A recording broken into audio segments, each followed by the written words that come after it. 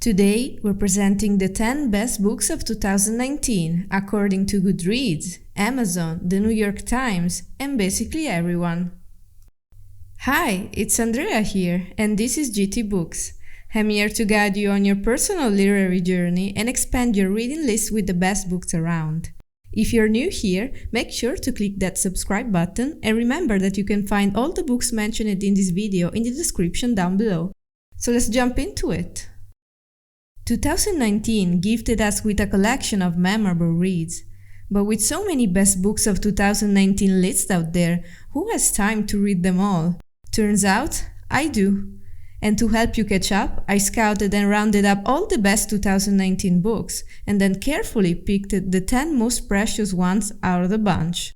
So, if you're looking for your next great read, look no further than this list of best books of 2019. 1. On Earth We're Briefly Gorgeous by Ocean Vuong. Poet Ocean Vuong made an impressive entrance into fiction with this semi-autobiographical novel, which instantly collected unanimous acclaim and bestseller status. The protagonist is Little Dog, a Vietnamese-American writer just like Vuong, who lives in Connecticut with his mother, a Vietnam War survivor. Little Dog has a very troubled relationship with her and struggles to carry the weight of inherited trauma. All of this is narrated in the form of a letter that Little Dog addresses to his mother, which is heartbreaking both for the letter's intensity and for the fact that she is illiterate and therefore will never be able to read it.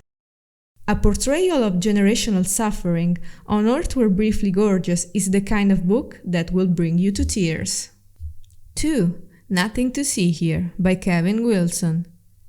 A very unusual but incredibly moving portrait of parenthood, Kevin Wilson's novel tells the story of Lillian, a 28-year-old woman who finds happiness in her life while caring for her friend's 2 stepchildren. It all sounds normal enough until you find out that these 2 kids have a slightly disturbing ability. They can literally burst into flames without personally getting hurt when they are upset. Lillian is the kind of person who could barely manage a cactus, and yet she ends up accepting the challenge. Through this exceptionally weird and somehow hilarious story, Wilson managed to capture the overwhelming emotion of caring for children. 3. The Nickel Boys by Colson Whitehead. 2020 Pulitzer Prize winner, The Nickel Boys follows Elwood, a respectful teenage boy sentenced to a hellish Florida reformatory, the Nickel Academy, after mistakenly riding in a stolen vehicle. Whitehead clearly draws inspiration from real atrocity of America's past, specifically from the Florida Reform School that in the 1960s became infamous for secretly torturing, killing, and burying its black student. Whitehead describes a terrifying world of violence, pushes readers to acknowledge the impact of a cruel era, and finally finishes them off with a devastating plot twist. 4. Normal People by Sally Rooney. Look, I'm aware you're probably tired of seeing Sally Rooney's novel on so many must-read lists, but the fact is, her books are magnetic, and I just couldn't help myself. Normal People tells the story of the demanding, exciting, and often broken relationship between 2 teenagers as they grow up and find their true self both together and apart. I can tell you're starting to think this must be a frivolous romantic book, but I'm telling you it really isn't. It's not even a love story, but rather an accomplished, in-depth character study. Sally Rooney is not only exceptionally skilled at writing, but she really just gets people and with her great psychological acuity perfectly captures what it's like to be young, confused, and imperfect. 5. Mostly Dead Things by Kristen Arnett. Dark, weird, almost disturbingly so, Mostly Dead Things is a psychological scrutiny of a bizarre family dealing with traumatic loss. Jessa, the main character, grows up working in her father's taxidermy shop and finds herself struggling to keep her family and her family business together after her father's suicide. Mostly Dead Things is a novel about grief and what unsurprisingly happens when you don't process it properly. It's a beautiful written tragedy about sadness, love, unexpressed emotions, and silence. Trust me, you haven't read anything like it. 6. Gingerbread by Helen Oyeyemi. I can tell you this for a start. Gingerbread is likely to be the weirdest book you'll read all year. A story within a story, Gingerbread tells the tale of Perdita and Harriet, an eccentric mother-daughter pair who lives in London and bakes delicious gingerbread cookies. Oyeyemi is a true storyteller and takes the reader on a crazy ride through imaginary countries, talking dolls, and a general next-level magic realism. It's funny, original, imaginative, and just a tad delirious. 7. The Testaments by Margaret Atwood. Almost 35 years after writing her classic dystopian novel, The Handmaid's Tale, Margaret Atwood comes back to answer all the questions that have tormented us for decades. The novel is set in Gilead, 15 years after the events of The Handmaid's Tale. The regime is very much in place, but there are clear signs it is beginning to rot.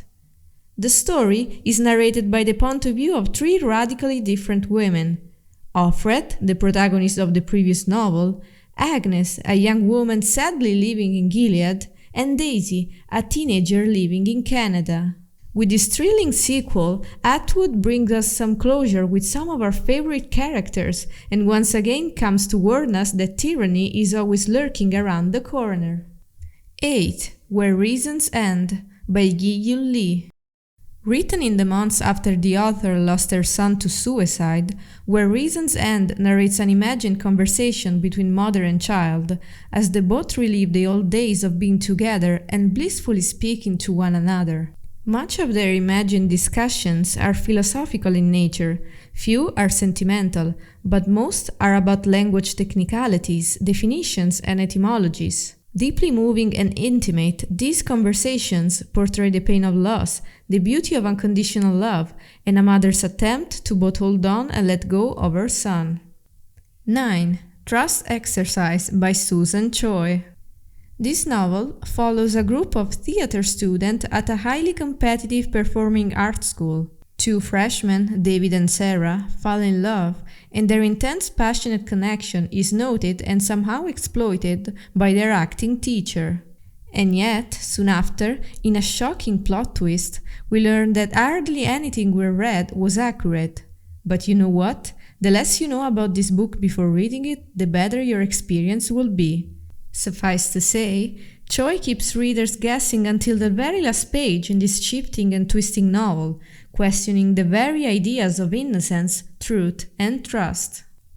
10. Will My Cat Eat My Eyeballs?